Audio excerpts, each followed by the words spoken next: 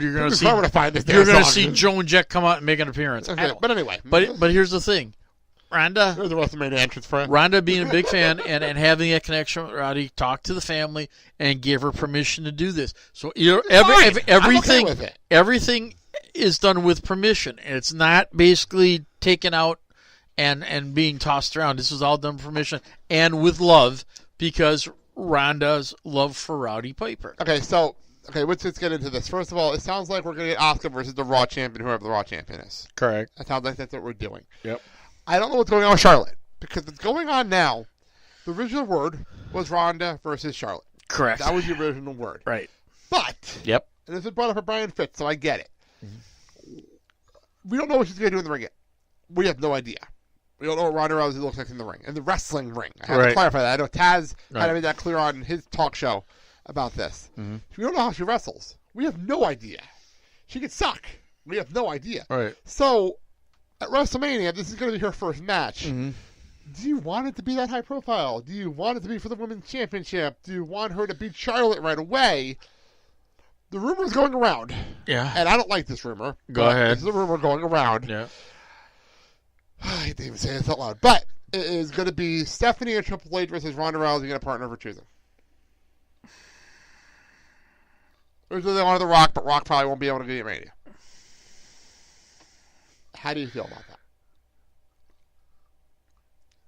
I'm mixed. I'll be honest. I'm mixed. Is it a tough one? Like, I'm mixed because here's the thing: is you want to see someone kick Stephanie's butt, okay? But at the same time, you want to make sure that when this match, if this happens, that she's up to par as far as wrestling and her training. Now, there are some. Just give her 2 months. Here, okay. Now let's put it this way. From what I've understand and said, I've heard, a lot of MMA or UFC fighters basically can either go with the transition or not because. Look at Brock Lesnar. Brock Lesnar's the perfect example. Right, and here's the thing: Brock has a combination of both. Right. So if they allow Ronda to have a combination of both, now here's the thing: I don't know if anyone caught it when Royal Rumble was. But she held up. Oh, she always does that. She had the 4 horsemen of MMA. Well, my issue I have, this is my personal opinion. Go ahead. If we're going to do this tag match, and she's going to be full-time, apparently she's signed a multi-year deal. Well, which is interesting to me. Because that means to me, if you're going to do this tag match to start, you are wanting to save Charlotte versus Ronda, Asuka versus Ronda, Sasha versus Ronda. Yeah. You want to save these matches. You want to save that horseman versus horsewoman versus horsewoman match. Correct. You want to save these matches. But if she's not that good, then you can probably get out of this contract in April. Right. So, I don't know. It's going to be a weird year. It's going to be an interesting year. Now, here's the thing. Is Ronda going to be allowed to pick her own partner? I don't know. Or I would say, depending on what's going on. Yeah. Because I can't believe I'm about to say this one. Go ahead. There's one person who is in no feud right now outside of the Brock Lesnar thing because obviously they got to finish that. He's not in a feud right now, and he's not going to face Brock Lesnar at WrestleMania. It's going to be Roman Reigns. Would you team Braun Roman with Ronda Rousey? No. Who are you thinking? One of the inductees that's going into the Hall of Fame. I wouldn't put anybody in the Hall of Fame in this match. No. Listen, hear me out. Because she's got that kick-ass attitude. Who are you thinking of? You bring in Goldberg. No, I don't want to see Roman Reigns again. I'm done with Goldberg. I'm done. I'm just throwing it out as an idea. I like the idea of like a Braun Strowman. I think that'd be interesting and different. And I think Triple H would want to work with Strowman. I think Trips would want to work with him. Well, Trips has no problem working with Goldberg either, but I don't want to see Goldberg. I don't want to see Goldberg. But here's the thing. I know you want to see Goldberg again, but I think we had enough Goldberg. No. I mean, I'm looking at a personality that has that kick-ass. But does Goldberg want to wrestle again? I don't think so. Well, he's kind of mixed, but I don't think really. I think he's done. Well, as he puts it in his little commentary, he's 49 flipping years old. He's done. Because here's the thing. I think what you do is you team somebody younger up as Ronda and put that guy over. And, like, if you're doing something, say, if Dean Ambrose is back, you're doing Shield versus the Club. You know they're going to do that. Right. You know they want to do that. Right. But in the back burner, they can't do that because Roman will be in the main event. We'll figure that out. That's not a problem. You do something like that. Actually, you know what I would do? What I would set up, as Seth Rollins $50 thing, personally. But that's me. I think if you do this right and you hype it up, okay? Kurt Angle? No. Ronda? No. Demon Balor and Ronda.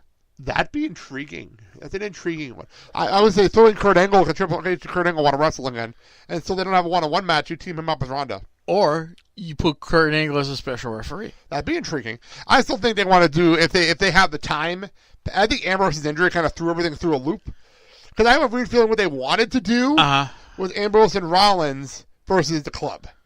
I have a feeling that's what they wanted to do. Right. But with Ambrose not knowing who's going to be back in time for Mania, and I have a feeling that's why the Jason Jordan and Seth Rollins thing started. I think they wanted to do Jason Jordan versus Kurt Angle. I was about to say that. I think that's what they wanted to do. I think they had that would be you can scrap it because of the injury, but exactly. But I think if he heals up by WrestleMania, you can basically advertise this as father versus son. I'd love to see it, but I don't think it'll happen this year, unfortunately. At least not at WrestleMania. I think it all depends on Ambrose's injury. If Ambrose isn't back yet, you do Seth versus Jordan at Mania, and you save Angle versus Jordan for SummerSlam. Right. Or that's what I do. Or you have Angle versus Rusev.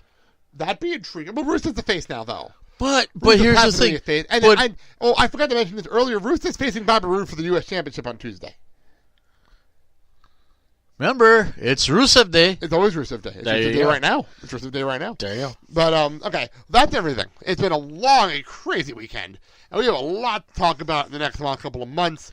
So let's wrap this bad boy up, shall we? Let's.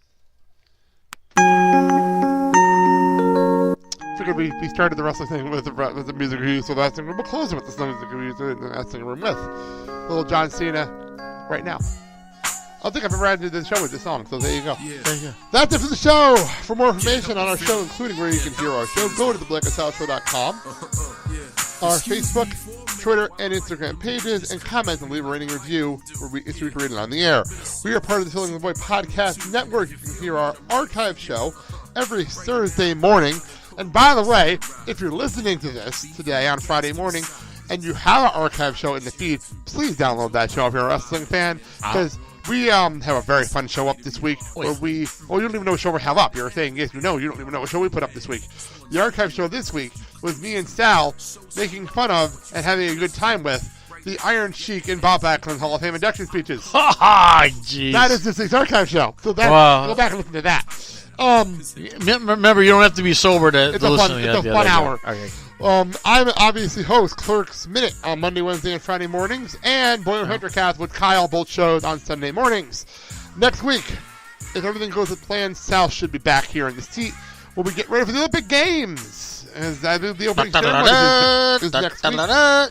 And we can see who is right as far as our Super Bowl prediction. That, and also Sal will talk about Celebrity Big Brother. And we can basically see who the winner was on the Super Bowl commercials. Yes, we'll talk about all that next weekend and whatever's going on in the wrestling world. So till then, remember, you can download and listen to us. Ask Siri. Ask Alexa. And the Google Assistant. Everywhere, yes. And soon, coming down the pike from Apple, the Apple HomePod. Oh, jeez. Which is going to cost you like $300. Oh, well, that's it. Goodbyes. Hey, and as always, it's been your pleasure. And please support your local independent wrestling organizations, because these are the people that you want to see, because they're going to be up and coming in the near future. So give them their love. They'll give you love back. Hey, Frankie, how's everything going? We're going to see you later on in the month. February 17th, yes. There you go. So we haven't forgotten about you. So, as always, it's been real. It's been fun.